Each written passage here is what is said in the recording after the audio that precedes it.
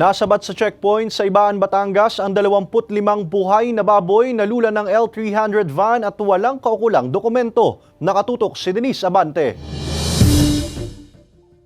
Lula ng dalawang magkaibang L300 van ang 25 baboy na nasabat ng Ibaan PNP noong Biyernes, August 23 sa isinasagawang animal checkpoint sa bayan. Kaugnay pa rin ito ng mas pinahigpit na pagbabantay ng kapulisan at municipal agriculture offices ng bawat bayan sa lalawigan upang masugpo ang pagkalat ng ASF. Karaniwan kasi sa mga hinaharang sa animal checkpoints ay ang mga hog haulers, kaya minsay nakalulusot ang mga pribadong sasakyan. Ang ginagawa po nitong mga illegalista natin na nag-a-attempt po na magbiyahe ng baboy na walang kaukulang dokumento ay ang ginagamit po nila yung mga sasakyan tulad ng L3, pwede rin po mga pick-up na kung saan ay nagiging dahilan para po nalalampasan ang mga checkpoint po ng ating municipal agriculturists. Ang dalawang sasakyang nahuli agad na pinabalik sa bayan ng San Juan at Padre Garcia kung saan sinasabing nagmula ang dalang baboy. Itatawid daw sana ang mga baboy patungong Laguna at Cavite ayon sa pulisya. Abiso ng otoridad sa mga hog haulers na ipakita ang mga kaukulang dokumento kung nanaisin na maglabas o magpasok ng baboy sa lalawigan. Veterinary Health Certificate,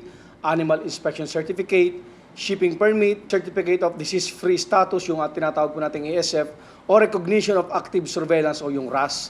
Kasama rin po dito yung Disinfection Stub, Handler's License, Transport Carrier Registration, and Trader's Pass. Dahil sa insidenteng ito, mas pinaigting pa ng Batangas PNP ang mga animal checkpoints sa lalawigan upang makatulong sa pagtugis sa mga posibleng illegal haulers na magtatangkang magpuslit ng baboy. Wala pang tugon sa mga text at tawag ang Batangas Provincial Veterinary Office hinggil sa pinakahuli nilang datos ng ASF sa lalawigan.